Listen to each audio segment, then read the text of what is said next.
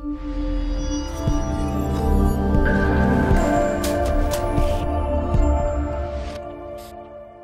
guys, welcome to the Revive Stronger podcast. It's me, Steve Hall, as always, and today it feels like an age since I've had just a one-on-one chat with Mike, although Mike has been on the channel plenty, just lots of roundtables, which are always great, but it's nice to be back on and doing a Q&A with you, Mike. I know you're dieting right now, so how's everything going?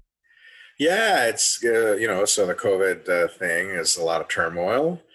So all the gyms are closed. So Charlie and I ordered some. So his wife had the 45-pound Power Tech blocks that can change dumbbells by 5-pound increments. So we've been kind of using those a little bit.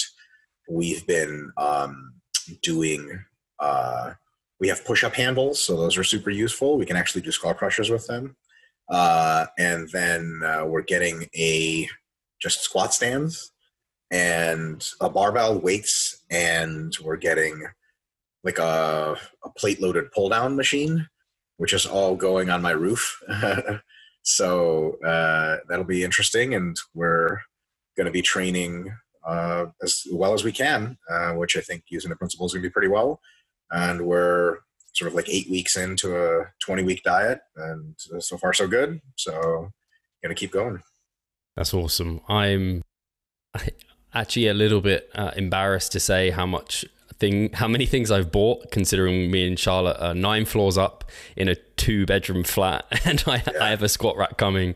I have quite a lot of bumper plates, Olympic bar coming at some point. But yeah, it's crazy times. I wonder, it's going to have massive, and I know you probably have thought a lot about this, economic, social effects, apart from our, obviously, like us bodybuilding nuts, mental effects. It's going to be crazy over the next, ages. Yeah, so I wonder how long it's going to be. I have no idea. Most people don't know. The next 2 weeks to 4 weeks will be very telling based on spread and getting an estimate of what the actual infectious rate and also the deadliness of the disease is. Because we don't have very, very good data on that now. But if it's really, really bad, then this thing could last months as far as quarantining. If it's really not that bad, it could last weeks. But either way, it's stinky. Does it? I don't know if this is too personal a question, and let me and tell me if it is. Well, just don't answer it. For Renaissance periodization, I guess, obviously you're a majorly online business. I wonder, is the implications like positive, negative, net neutral? Because I guess you've I don't think we know yet. People don't generally tend to do diets when they're scared of stuff. They also don't tend to do diets when they're not at the gym. We do have, as of this release, depending on when you release it, we almost certainly will have at-home workouts. We had a female at-home workout plan for forever. We just made the male one, and it's going through editing. So there'll be a male at-home workout plan. And I'm also planning myself on releasing something special for advanced folks at home. And that'll almost certainly be free. But so we definitely have products to help people through these times. But I don't know. And also, fitness is a luxury. So when people are not in economically good times, they don't have a lot of money for luxury goods or as much, and luxury services. So, depending on how long it takes the economy to recover from this, I think everyone's going to be taking a hit, or most people anyway. So certainly not a good time for RP, but maybe not as bad as it could be. And maybe we have the opportunity to help some people. Yeah, awesome. No, I think that's a good perspective to take. And yeah, it's weird to think what kind of niche areas are doing very, very well out of this. Like supermarkets making a killing. These all of these home workout places. Amazon are just crushing it right now. Amazon's crushing it, which is great. Amazon's a world institution at this point. So. And at least I guess there are also there's jobs that they need filling. So they, from what I understand, in the first week of this epidemic in the United States, they had 100,000 job openings. I heard that. Just completely insane. Yeah. That a lot of people worked day and night, I'm sure, at Amazon over the past couple of weeks because they have to bump up their ability to deliver like crazy. And not to stray off too far off a general fitness topic, but I say, you speculated that some of the consequences from this are going to be long-term. I think one of the very positive long-term consequences is it's going to elevate online and delivery services over in-person store services more, which I think is better for the economy as a whole. And it's just really awesome, you know. Amazon Prime. Do you guys have Amazon Prime Yeah, in the UK? Yeah, that's great. So some places don't yet. And Amazon Prime, basically, like, you can get almost everything delivered, including groceries, and most things, many things, come on the same day, which is just baffling. it's Like, ridiculous. it's the peak of Western civilization. Whatever you want, that's it. It just shows up. So I think that Amazon and other such companies getting a big boost is a great thing. Certainly would have been greater if this virus never happened. But there's always a silver lining to a lot of things. Yeah. Absolutely. Cool. So yeah, I won't draw out too long discussing something that is probably on everyone's minds, but we'll get to the questions, we'll get to the juicy stuff. And let's do it. There's definitely some that relate to this topic, but there's some that are new and fresh as well. So cool. Darko Stankovic, has asked, what would you do differently, nutritionally and training wise, if you could go back to your peak non-special sports supplements days? Almost everything. I knew very little back then, so it's not a question I can tentatively answer. I would employ modern periodization, which I didn't know. I would employ reps in reserve, which I didn't know. I would employ ascending sets through a mesocycle, which I didn't know. I would employ more full range of motion training, which I was just starting to figure out. I would employ different repetition ranges. I would do more pauses. I would do more of an emphasis on the stimulus to fatigue ratio, utilizing the mind-muscle connection, and so on and so forth. I would auto-regulate. I would manage fatigue. I didn't deload back then. Didn't know what a deload was. I was never taught it. So almost everything. So I think for me, I think this question is getting at something very good, which is like, what are your recommendations for naturals? Is essentially the question.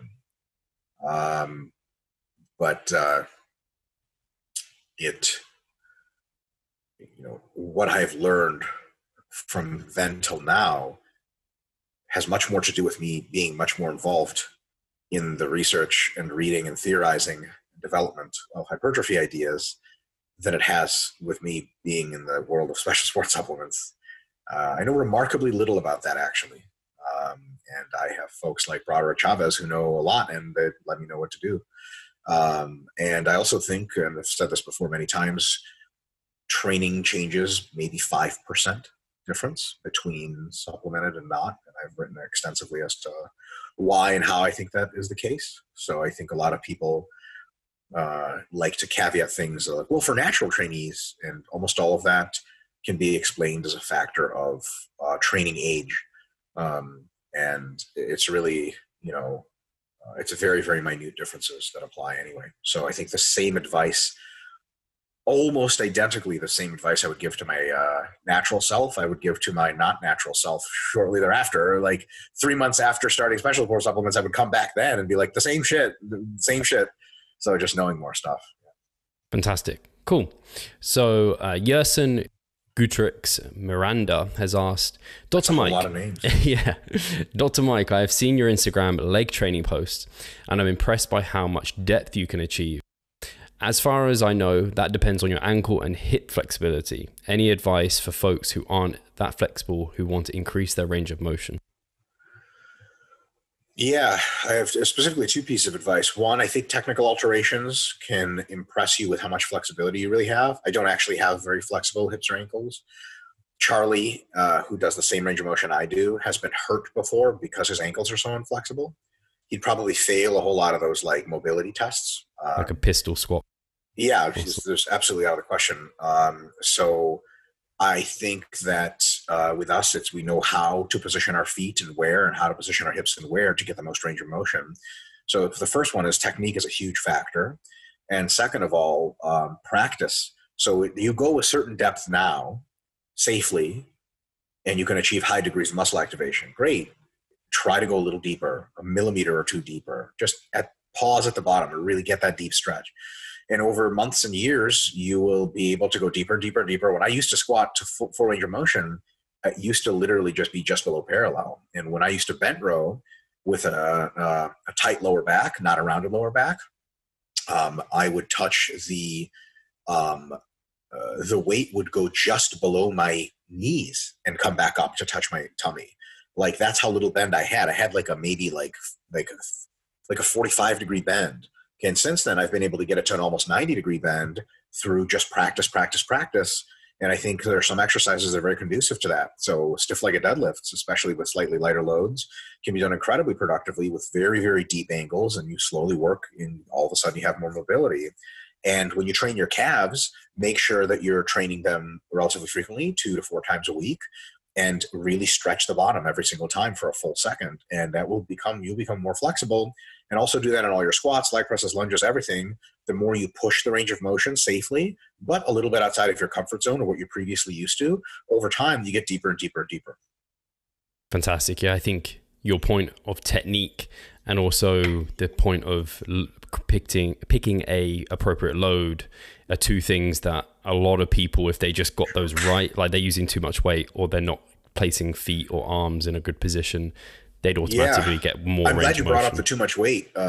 That's your point, not mine. And it's a very correct point. And I think it's one that for sure bears mention, because I think some people think they're not mobile enough. And it's really like, you could go lower. They're like, yeah, but then I can't get up. Like, it's because you're weak, not immobile, right? I actually, so what I'll say, this debate for myself and a few other folks in the industry was over years ago, but we hash it for shits and giggles, not really debate. I don't find the term mobility very productive because I think flexibility is what people are talking about. Mobility is actually an intersection of two terms, flexibility and strength. So if someone is mobile, that means they're both flexible and strong through all the ranges of motion.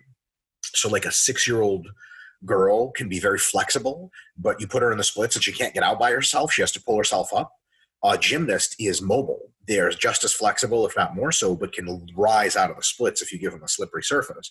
So I think a lot of people think they don't have the mobility, but look, at a certain load, you don't have that mobility because strength is integrated, right? Like people say, well, I squat 200 kilos just below parallel, but I don't have the hip mobility to squat it lower. Like, no, yes, you don't have the hip mobility. That's true. But you do have the hip flexibility. You just don't have the strength to maintain your position or get out of it. So what if you don't squat 200 kilos, but you squat 150? And they're like, wow, I have hip mobility to do this. Like, yep, you sure do. So a lot of times it is really just most people have the flexibility and or can have it if they just rearrange the way they position their body. And then it's up to just getting stronger in those range of motions. So I think Steve bring up a good point, because some people say like, well, I can't bend over like this. Like, yeah, not with 100 kilos, you can't. But with 60, you can. And like, yeah, but then I have to use 60 kilos. Well, it looks like you're only strong enough to use 60 kilos for a full range of motion. And there's no real argument to that, because then, look, if you want to bend over less and use more weight, that's an arbitrary and probably erroneous decision you're making anyway, right? Like if you said you wanted to be able to do a full squat, it's going to have to happen with 100 kilos, not 200. They're like, God damn it. All right, well, now you get stronger from there. And look, when you build your quads up to squat 200 kilos again, but from a deep squat, they're going to be fucking enormous and your joints are going to be super healthy. So it's all win-win. Think of it this way, like now you have to use less weight to get the same effect. It's great. Yeah, and using your own terms, the stimulus to fatigue ratio just suddenly increases for that movement. You can grow even more. So that's only like pluses. So always 100%. A good thing. I think a good kind of test I've always had for clients, and I put it out there on social media, is like, if you're getting more range of motion in your deload week than your other weeks, probably because you're using such a little load and you can get the actual range you're meant to be getting. That's great. It's funny because during deload week, especially in the early part, fatigue actually tends to reduce flexibility. So if you can get more range of motion during your deload week, then you're really using too much weight, because your fatigue should be worse. But if it's better, oh my God, then yeah. And it's always, people say that, and I've seen numerous people, and I'm not like disparaging them. Like we've all been through this. I myself have been through this for sure. But so, I have sort of mobility issues, and, you start seeing them warm up for the squat, and the squat with a bar is deep. And then with the plate is less deep, 2 plates is less deep, 3 plates is half squats. And you're like, you don't actually have mobility issues. As a matter of fact, some people are so tight, which is totally fine. Some tendons are just tight, that they need hundreds of pounds to put them into the proper position. That makes sense. But if you're on the other end where you get less mobile as the weight goes up, that's just you deciding not to go that low. Hey, Pascal here. I just wanted to take the moment to talk about our membership site. Inside, you'll find a thriving forum, an extensive exercise library, courses, presentations, and research reviews. All I need you to do is hit the link in the description below and sign up. See you there. And on that point, I know the Renaissance Periodization podcast is now live. You've had plenty of episodes and you did a podcast on ego. So good little plug for that if people haven't cottoned on that's out. Because I know was launched this year. Is that right? Or has it been going on? Thanks for the shout out, Steve. Yeah, the ego one apparently went well. I had to be reminded. Somebody said, I watched your ego podcast. I was like, what the fuck? I did one of those. I had to be reminded what the hell it actually was. But yeah, it's basically like, what is ego's place in the gym? And some people say, don't bring your ego to the gym. But you got to be proud of stuff if you want to be good at it and if you want to get better and take ownership. But what I basically said was you should be proud of stuff that matters, like full range of motion and great technique and the ability to push yourself hard. And then the strength comes from that. So don't be proud of how strong you are. Be proud of what it takes to get there, and then you'll have both. Awesome. Cool. So we're getting to Martin Nordmark Kumuru, or Martin Kumuru, who I think you know. Member. So he asked, and this was relating to Jan Fries's podcast that you did with him in terms of home training. So I'll give Jan a shout out. That's Max MPS Radio. Yep. So people check that out if they want that whole episode, because I'm not going to hopefully repeat anything that you guys have touched on. But within that podcast, you mentioned how people should get dumbbells, and if kind of they shouldn't buy something like a resistance band, they should just use their body weight. And he was kind of questioning kind of why not, if someone isn't wanting to invest in dumbbells, why not purchase something like a resistance band that's a lot cheaper? Why rely on just body weight? So if you check my Facebook, I actually just made a awesome. Facebook post about it. A few folks apparently, one of them is Gabrielle Fondaro of RP, took some issue with some of the stuff I said on both a technical level and a sort of socioeconomic level or political level. And Gabby actually called me just before we talked. So that was the motivation for my Facebook post. Folks can go check that out. But so let me explain on a sort of technical level what I meant. It is my personal belief, having conducted literature on band training, first of all, understanding hypertrophy training, and also having experimented greatly with band training myself, tons of client experience with it. I don't think bands are that great. I think that the biggest problem bands have is that in many cases, so stretch under tension, or putting it another way, tension at long muscle lengths, has been shown uniquely hypertrophic. And you can feel this in your own training too. It is completely obviated in most band movements. Most band movements provide with a force curve that peaks at contraction and not at the stretch. So I think that the stimulus to fatigue ratio of band training is just not that great. It's not that they're very fatiguing, it's just that they're very understimulative. And that's not the case for all band training. But I think that the difference in potential long-term hypertrophy, especially for advanced folks, which is who I was speaking to on Jan's podcast, because almost all of his viewers are advanced. I think the difference between the hypertrophy magnitude dumbbells can deliver to you in a longer-term setting, not just like something to hold you over for a week or two, versus bands, I believe the difference is sizable enough to care about. So I think dumbbells are better. And I think that bands are not free, and they cost maybe roughly $20 American on average for a band set. And then dumbbells, it's difficult now because dumbbells are probably a little bit more expensive for the next week or two until competition surges and they get cheap again. But roughly at this time, I Googled it today, and it's like, about $75 for an adjustable band set. Which is, adjustable dumbbell set, which goes up to, I think like 40 or 50 pounds and back down to basically 2.5 pounds. So to me, if you are going to pay money for something, anything, and it's $20 versus $75, I actually think that because you're an advanced hypertrophy trainee, it makes sense for you that if you're going to spend $20, you should spend the $75 and go for the dumbbells because it's that much better. I think it's worth the money is what I mean. And I think, to use the corollary, I don't think that $20 for bands is worth the money compared to the dumbbells. And another thing was brought up, and I chose to address it on Facebook, is well, I basically said, like, if you're not in a financial sort of neighborhood of buying dumbbells, I don't think you should be buying bands. You should just be doing at-home bodyweight workouts, calisthenics, and sort of running around the block type of stuff.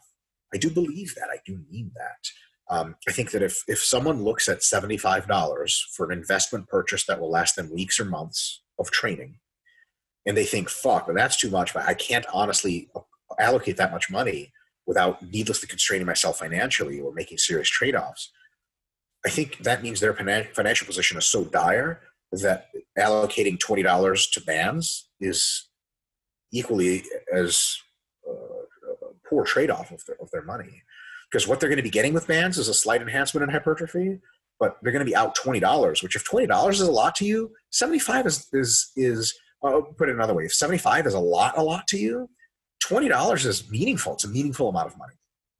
And this isn't the case for everyone. A lot of general fitness folks who don't want to piss away like a bunch of money on dumbbells and just want the $20 bands to get a good workout, fucking, I think that's great. For them, I would also say, and again, advance the other position that maybe they don't need bands at all. And here's some at-home workouts with no bands whatsoever, push-ups, pull-ups, squats of various kinds, and movement drills, at-home gymnastics basically, or around the block that cost no money and actually compare fairly well to bands, right? So I think bands, if you're going to trade off like price performance, I think like at home. So I think it's like, if you do this sort of linear graph, I think like dumbbells are here, dumbbells are here, at home is here, because dumbbells outperform like crazy, right? But their prices, it takes them down, right? And then at home, the performance isn't that great, but the price is free. I actually do think that in many circumstances, not all, I think bands are right here, right? Because they don't really give you all that much, but they cost enough to matter. You know what I mean? It's almost, it's kind of like, if you're super not hungry and you're totally ready to go home and eat after being out with your friends for a while and you're going to be home in like 30 minutes, like, is it worth it for you when, and your friends are at a restaurant and they're buying $20 meals? Is it worth it for you to buy like a $5 appetizer to snack on? You think like, I'll be home in like half an hour, right? You ever get hungry? Like you say, I'm not eating, but you get a little bit hungry towards like the end of a meal and you're like, should I just order something quick? But like it's $5, right? But half an hour from now, you'll be eating anyway, and you're not even that hungry. So like, could you have gotten a $20 meal a couple hours ago if you're hungry? Yeah, that would have been a really great idea because it would have fed you completely and it would have been worth the money. But like in half an hour, you still get to go home and eat all your food for free that you already bought. So it's got that weird intermediate position that might not make sense. Now, I could very well be wrong. And there are lots of clever folks out there that figure out a lot of really good ways to use bands. I just don't personally see it with bands. I've tried it. I've read the theory and literature and stuff, and I've had lots of experience trying to train with bands, and I just fucking hate them. I think they're awkward. I think that the idea of what you're going to be doing with them is a lot better than what actually happens.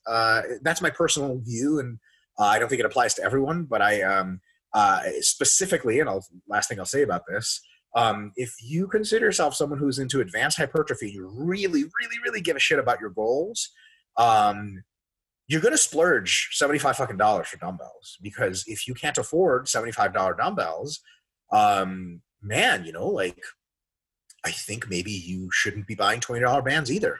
You can, and that may be a logical choice for you, but I would recommend taking some pause before doing that and thinking, is this really worth it? Because to me, I don't think it is.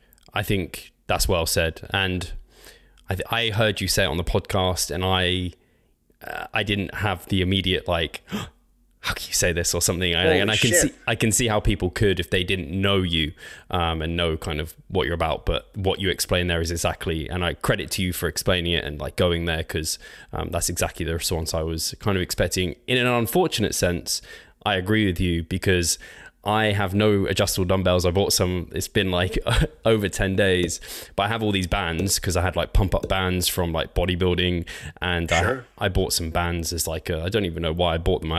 They were like, nobody unwrapped. knows why they have bands. They just have them, right? I had them, I think I was experimenting with like reverse banded hack squats and things. And then I was like, all I have are these bands. And I was just doing some leg training today. And I was like, to make anything heavy, I mean, the band at least like puts a bit more resistance on me for some movements. But like you said there, they can be incredibly awkward, and they do generally not have the best resistance profile when we are considering that, which is unfortunate. I actually found for hamstrings, the good thing with the band was I could do Nordics assisted, which are terrible. Yes. They're actually an awful, a great exercise, but I haven't done them for years because they are so horrible to do. Yes. The assisted Nordics are great with a band, but then you think about what other hamstring stuff can we do with a band? Like stiff-legged deadlifts are out, completely opposite resistance profile. Leg curls are out, completely opposite resistance training profile. So it's kind of like, yeah, like bands are, look, if you have nothing and the bands are free, use the bands.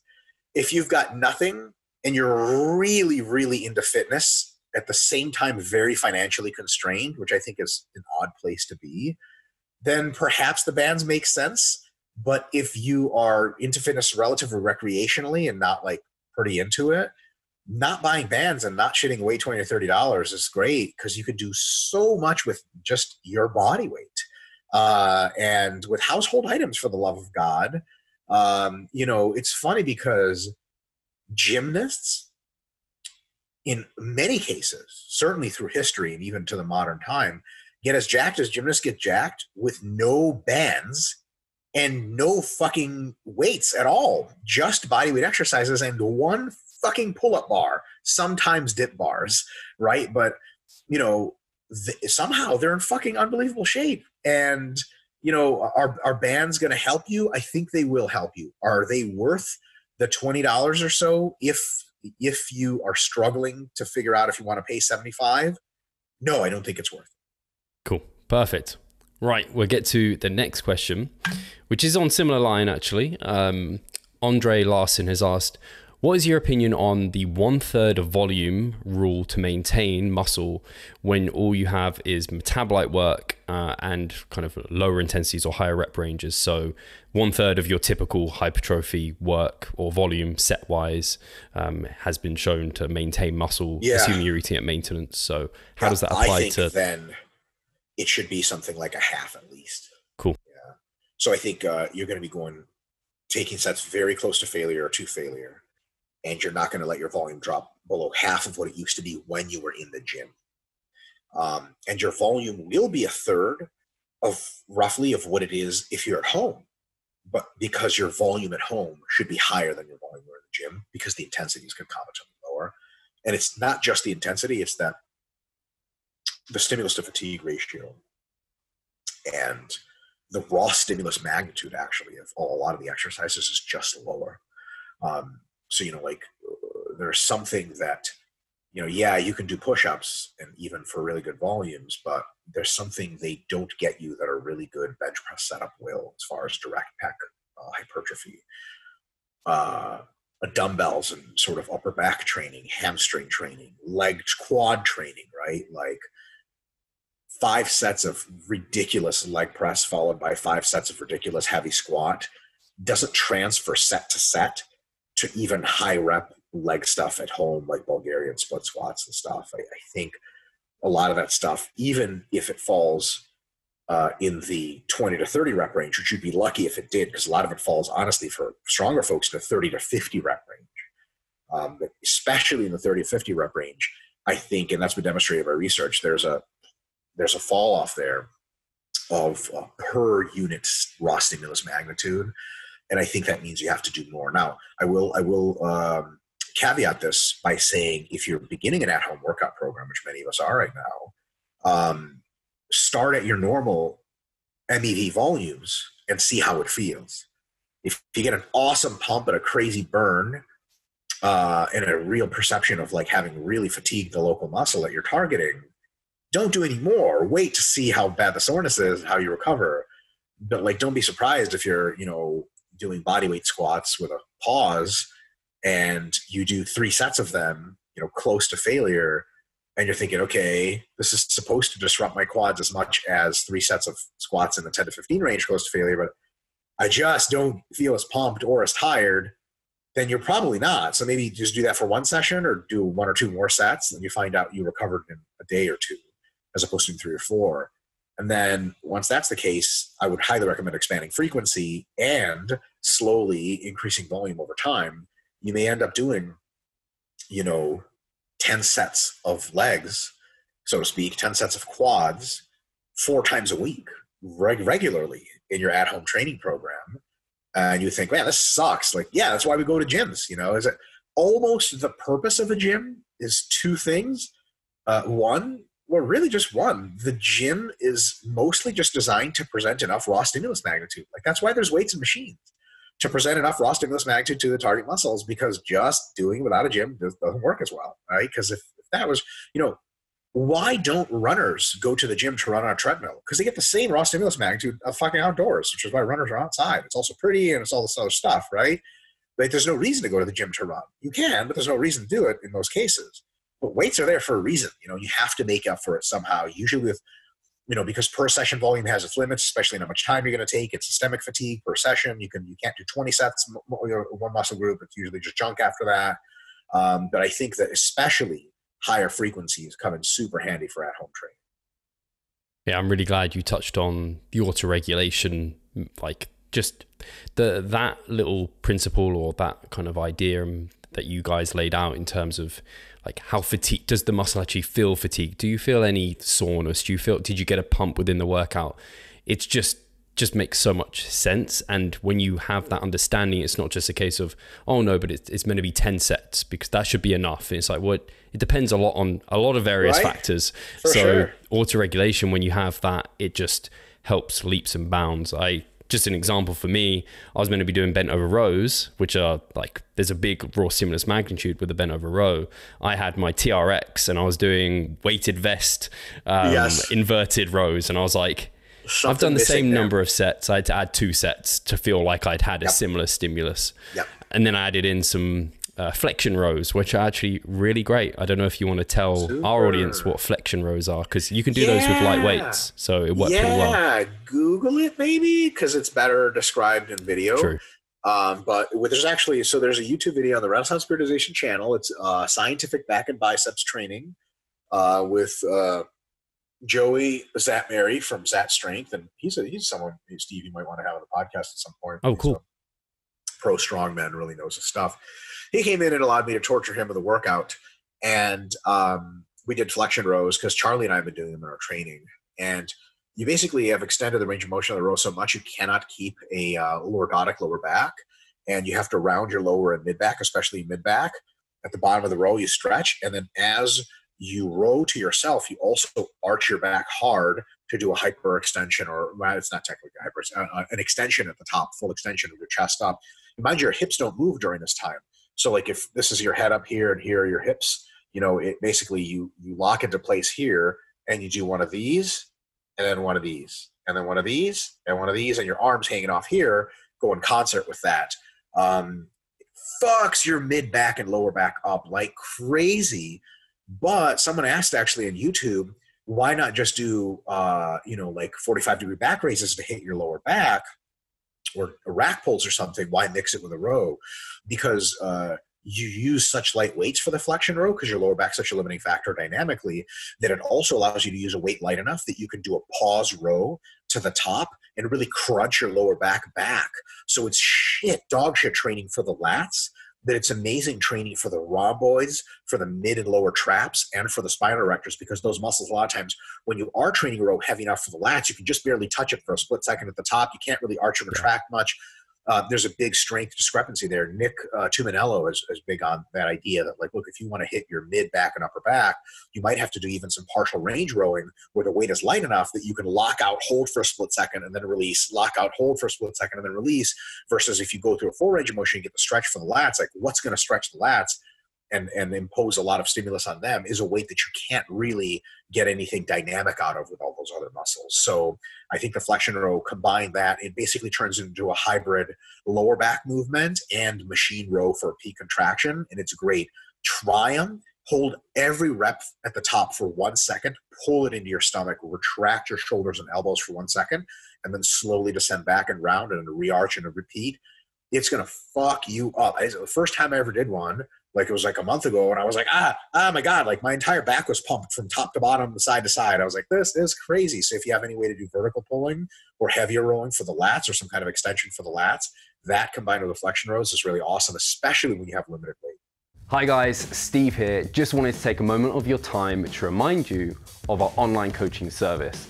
At Revive Stronger, we pride ourselves on providing personalized service that will take your physique and knowledge to the next level. If you're interested, check the description and sign up. Yeah, I think it was really great for me at the moment because I don't have anything heavy for like the raw stimulus magnitude is really low. Yeah. So a lot of the movements are kind of isolation-y. So to get my erectors and everything involved, it's pretty difficult. So it kind of helped.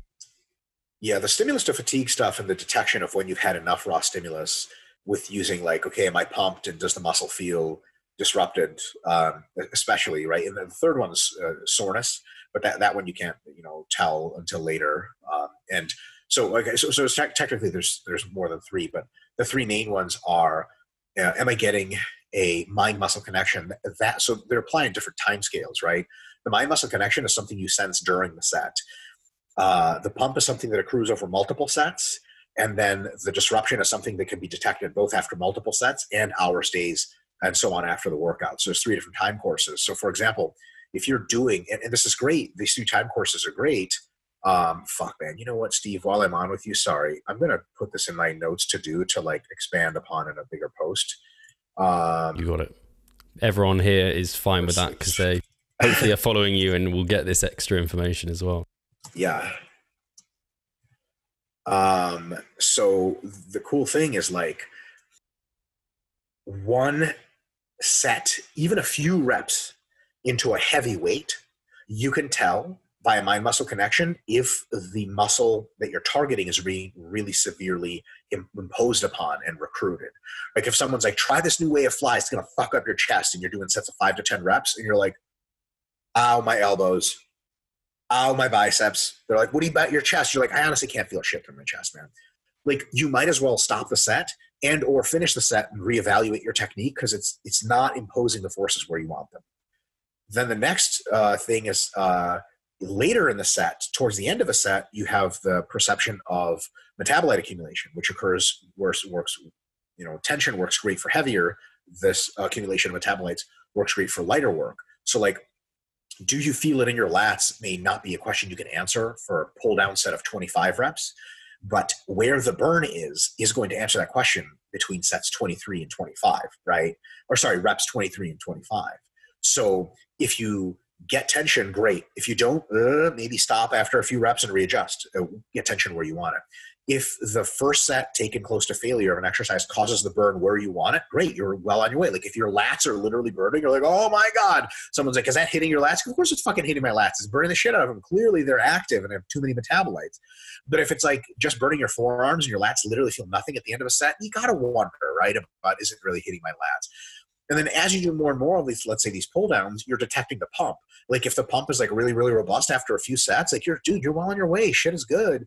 But if there's not really a pump where you want it, and maybe worse, there's a pump somewhere where you kind of don't, maybe you're just not training what you think you're training. Imagine finishing your fourth set of lat pull downs and like your back feels completely unpumped and your forearms are like dying. You're like, I feel like we're just training forearms at this point. And then of course there's muscle disruption, which is, do you feel a strange perception that your muscle's connection to its nervous system isn't right? Something's off, excitation, contraction, coupling is off. Like when someone's like, hey, try brush your teeth after 10 sets of curls. And you're like, what the heck is going on? Like, or you try walk down a flight of stairs. And even if you have the strength, it's like wobbly. You're like, what the hell? Something clearly happened to my quads. They're not fine, right? Which is like, if you have none of that after a training session, even if you never get DOMs, you should at least get some of that, which is interesting because a lot of people say, I've been like in the DOMs controversy for fucking 10 years now. You don't have to get DOMs to get great training. And if you have too much DOMs, it's definitely a bad thing. But I think all good training should have you have a decline in performance locally in the muscle and some kind of perception of awkwardness or weakness in the target muscle. Yeah. Like if you can hop off the couch after a set of or a workout for quads and just be like, ta-da, and run up the stairs to greet your friends, man, you I don't know what you did, but it's probably just not really stimulative for your quads, right? Now, it doesn't mean you should be crippled, but I think it means you should be like, oh, holy shit, something's going on. You know, like something happened to my quads and they don't feel normal and they're super weak. Like that's good. That means you taxed them.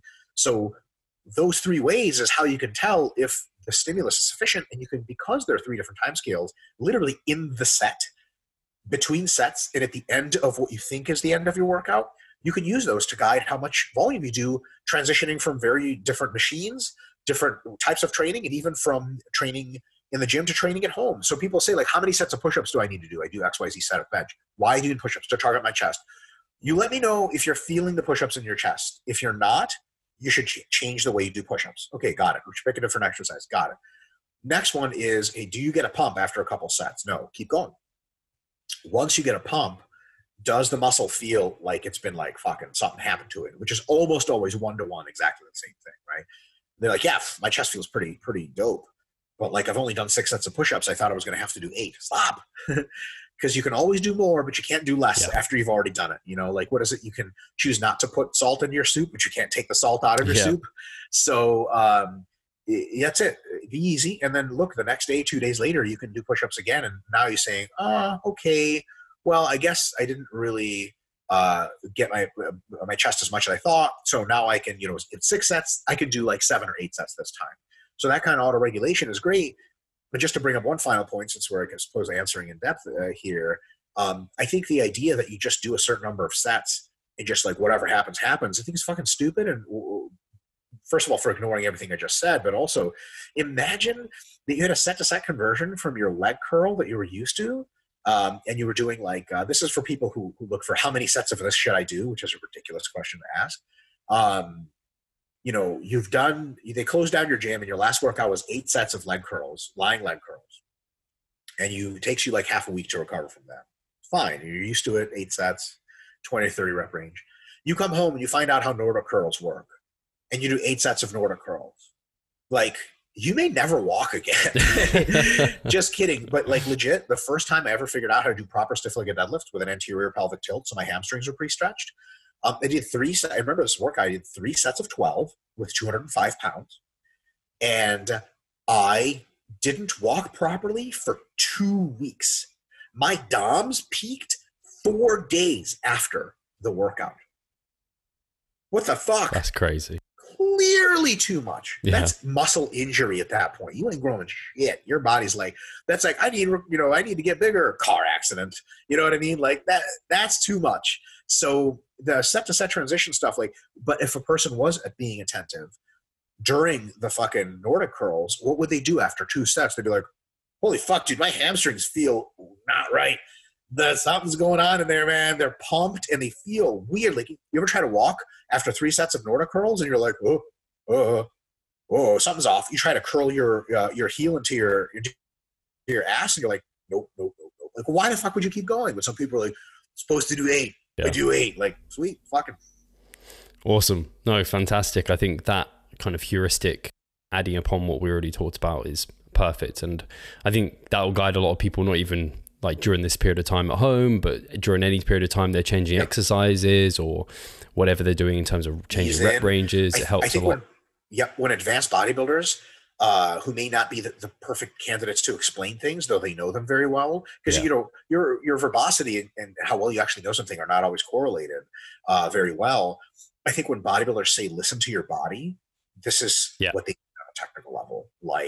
Like, hey, should I do more bent rows? Well, is your back fucked up? No. Well, then you could probably do more. Like, or, you know, you should do more bent rows, or should I do more bent rows? Like, is your back fucked up? Or like, yeah, I can't move. Like, man, you probably shouldn't do any more, you know? Like, yeah, I think that's very well said, because I think you going through that, it all sounds, maybe someone would listen to that and think it sounds overly complex or quite like difficult. But when you, like, if you put it into like layman terms or like you just did there, it's actually like, okay, actually that's a no-brainer. Do you feel the target muscle? Are you getting a pump, or do you feel fucked up? Yeah. Like, it's about as simple as you can make it. If you can check all 3 boxes, you're fucking done. There's no need to keep going. If you can't check any of the boxes, you probably have some more sets to do. Perfect. Cool. So we get to the next question, which was from Marcus Tyrajala, I think. You're the best at reading last names ever. Has a lot of like dots above the A's and things, which I always throw me off. It's not the King's English, Steve. So Marcus has asked, is that right that leg position doesn't matter when squatting? I've heard that a couple of times, different places, high bar versus low bar is a similar stimulus to the quads and glutes. That can't be right. Of course, it depends on what they mean when they say similar.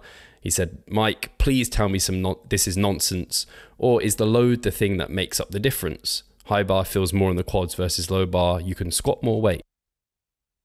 Yeah, so great question. So first of all, let's just look at it in terms of syntax. Similar is like a term that means similar, almost the same. It does not mean the same, right? Like, an alien can come down and look at Brian Shaw and then look at a 4-year-old child and be like, they are similar in body structure. Be like, but they're not the same person. You can't expect them to do the same things.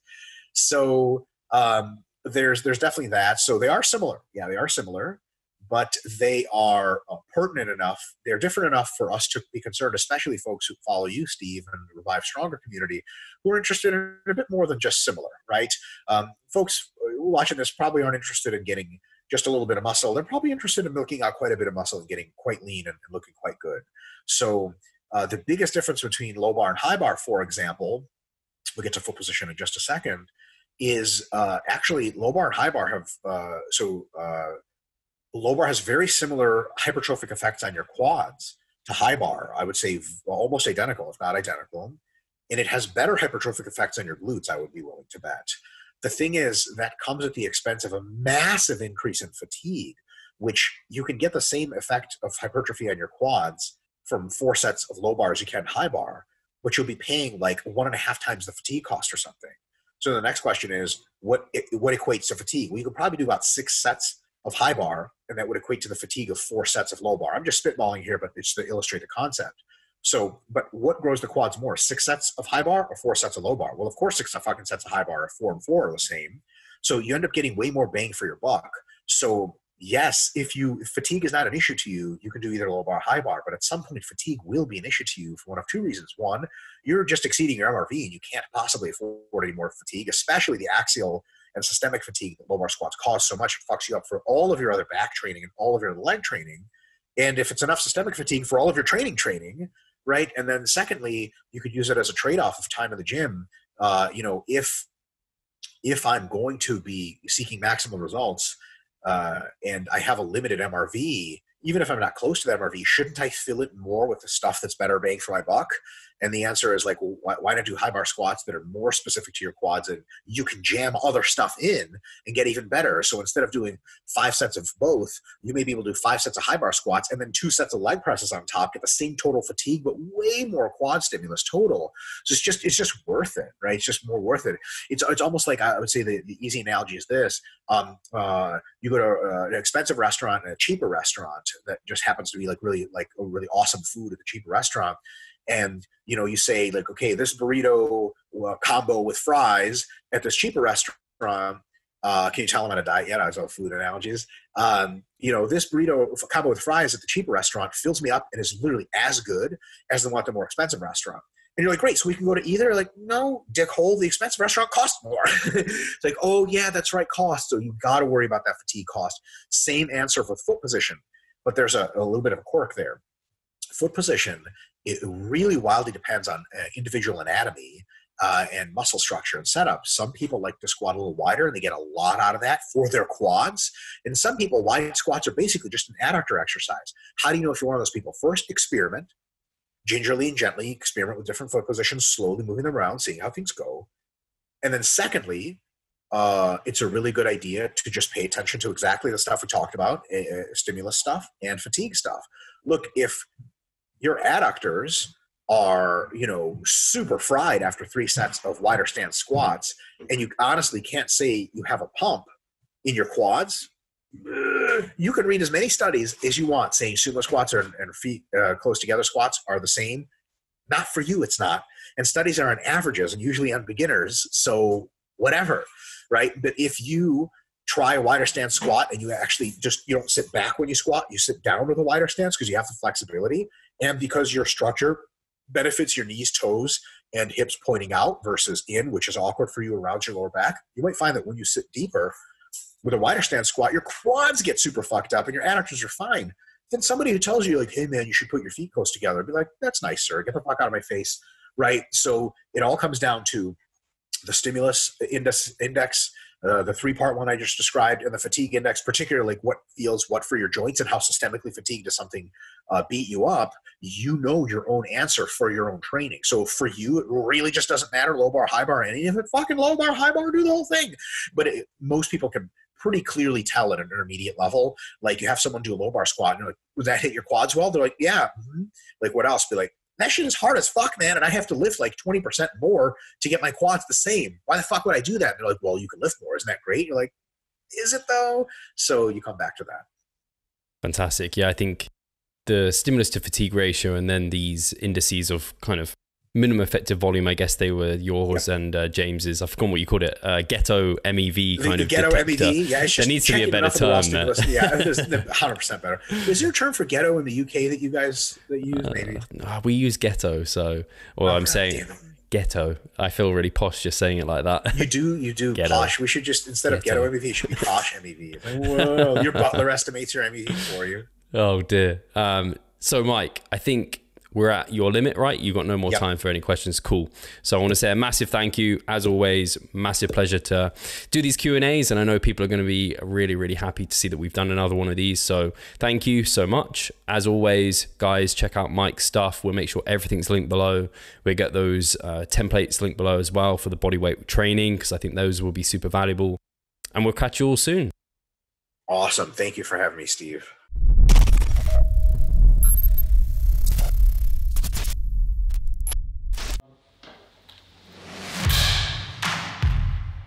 So I'm Steve Hall, founder of Revive Stronger and a coach of Revive Stronger. My name is Pascal Flor. I'm the co-owner of Revive Stronger and also a coach, of course.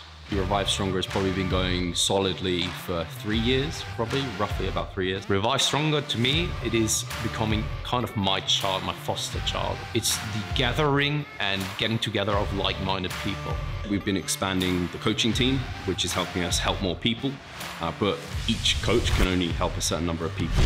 Right now, it's all over the place. We have YouTube, we have Facebook, we have Instagram, but there isn't that community aspect behind that. And so the next step for us is developing a membership site. So basically, we want to create a family and a community that is then benefiting from another.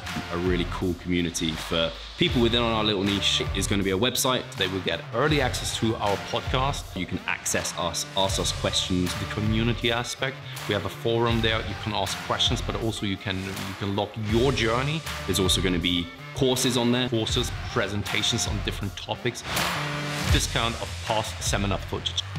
We will log our journey as well. We'll start vlogging. We're going to have documentaries. Our entire athletic journey. Furthermore, they get access to an exercise video library. The exercises that we love for hypertrophy and maximizing hypertrophy, we're going to go through those in depth, telling you how to execute them. We kept them concise and also mobile friendly so that you can watch them in between your sets. I'm super excited to grow this community. The amount of value that we're going to be delivering is huge, and I'd love you to be part of it. You will get so much out of that. I'll see you inside.